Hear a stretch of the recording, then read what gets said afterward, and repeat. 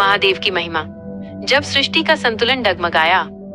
ये कहानी उस समय की है जब सृष्टि अपने आरंभिक काल में थी। देवता, असुर, मनुष्य और सभी जीव जंतु अपने अपने अस्तित्व के लिए संघर्ष कर रहे थे। चारों ओर अराजकता फैली हुई थी और प्रकृति का संतुलन बिगड़ने लगा था। उस समय सृष्टि के रक्षक भगवान विष्णु, ब्रह्मा और अन्य सभी देवता चिंतित हो उठे। इस समस्या का मूल कारण था अहंकार नामक एक भयंकर राक्षस, जिसने अपनी तपस्या से अपार शक्तियां प्राप्त कर ली थीं। वो अपनी शक्ति का दुरुपयोग कर देवताओं को चुनौती देने लगा था और सृष्टि के नियमों को तोड़ने का प्रयास कर रहा था। अहंकारी राक्षस का मानना था कि वो इस ब्रह्मांड का सबसे शक्तिशाली प्राणी है और महादेव से भी महान है। जब देवताओं ने उस राक्षस से युद्ध किया तो वे हार गए। उनकी सारी शक्तियां उस राक्षस के सामने व्यर्थ हो गईं।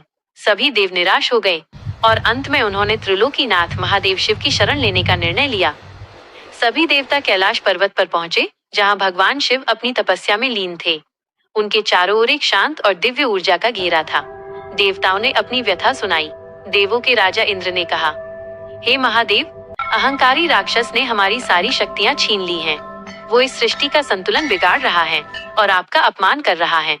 केवल आप ही हमें इस संकट से बचा सकते हैं। महादेव ने अपनी तीसरी आंख खोली और उस राक्षस के बारे में सोचा। वो जानते थे कि अहंकार कितना बड़ा शत्रु है। उन्होंने अपनी शांत मुद्रा छोड़ दी और एक भयानक रूप धारण किया। उनकी जटाओं से गंगा बहने लगी। गले में विषैले नाग लिपटा हुआ था और हाथ में त्रिशूल चमक रहा था।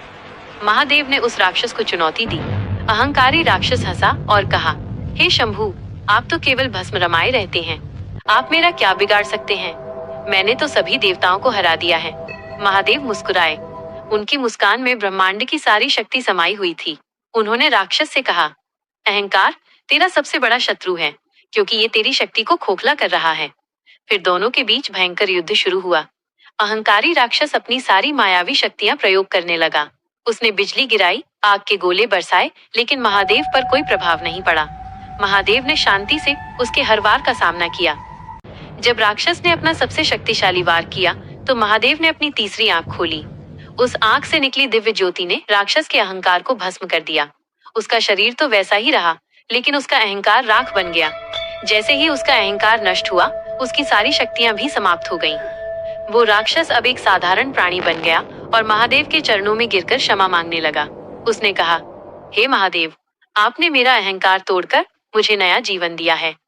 मैंने समझा था कि शक्ति ही सब कुछ है, लेकिन आज मुझे पता चला कि अहंकार से मुक्त होकर ही सच्ची शांति और शक्ति मिलती है।